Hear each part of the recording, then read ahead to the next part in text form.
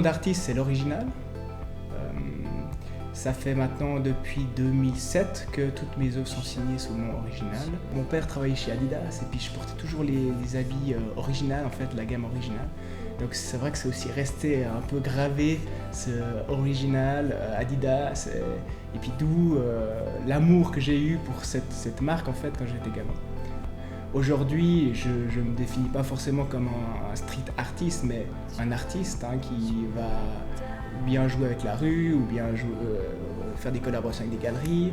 Donc c'est vraiment c'est multidisciplinaire, mon travail. Maintenant, aujourd'hui, il y a cette mode du street art, bien sûr, j'en suis un peu dedans. Pourquoi ? Parce qu'effectivement, j'ai aussi fait à Berlin, dans la rue, dans des endroits abandonnés. Donc c'est quelque chose, un domaine, je suis un peu dans ce panier-là.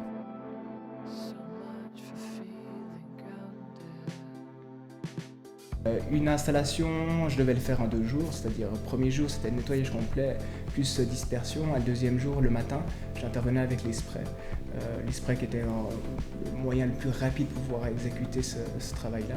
Et une fois terminé, c'était au début d'après-midi, je prenais des clichés, puis après on n'en parlait plus. L'idée c'est de prendre un endroit abandonné, un endroit très triste, qui a eu une histoire, et de redonner vie d'une manière un peu onirique, offrir un rêve en fait pour que les visiteurs ou moi-même aussi, bien sûr c'est la priorité, je le fais parce que j'ai besoin de ça, de pouvoir être dans un autre monde, vraiment pouvoir rêver dans l'imaginaire. Et puis c'est vraiment ce que je cherche aussi pour les visiteurs, c'est que les visiteurs ressentent cette sensation que j'ai eue en visitant par exemple le jardin des tarots de Nikit Saint-Phalle. Quand je suis arrivé dans le jardin, je dis waouh, j'ai fait ce wow qui était...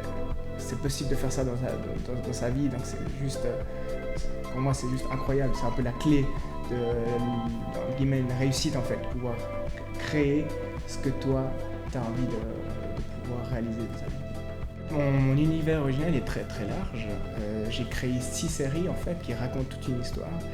Et actuellement, il y a une série qui impressionne souvent, c'est cette série qui est Burning Painting, où c'est des milliers d'allumettes que je plante sur une surface de bois et où je mets le feu, donc c'est une performance artistique qui est très intéressante à voir. Cette série que j'appelle l'identité, c'est vraiment, je prends un objet ou une personnalité qui me tient à cœur en fait, et l'idée c'est de mettre le feu à ce tableau en fait où j'ai planté ces allumettes, et pour moi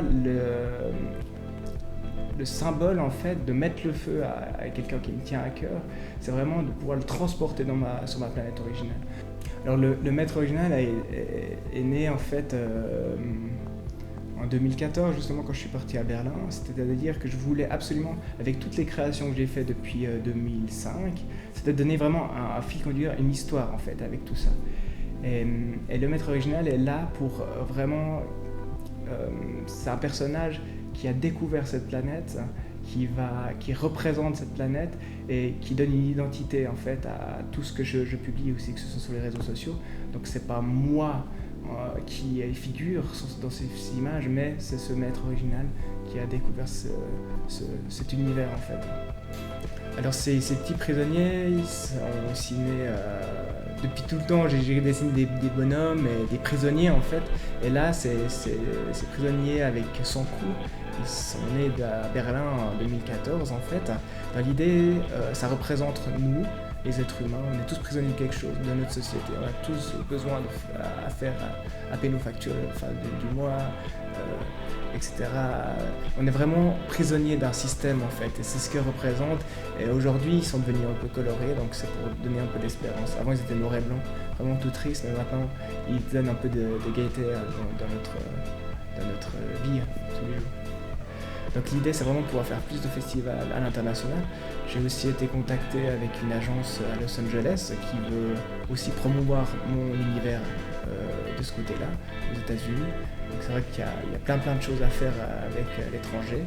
Aujourd'hui, je suis prêt, alors que les autres années, c'est vrai que je cherchais toujours à finaliser, à donner vraiment un sens à tout ce que je crée depuis 10 ans. C'est vrai que quand j'étais gamin, quand j'ai vu le musée Tinguely ou le jardin des tarots de Nikit Saint-Phalle, ça c'était des points clés, en fait, des gros flashs qui disent non, Nico, c'est ça que j'ai envie de faire, en fait.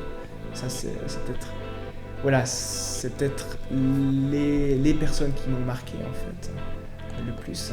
Après, bien sûr, c'est la curiosité, les expositions, les rencontres, tout ça, tout ce chemin de vie qui amène aujourd'hui ce que je propose, en fait.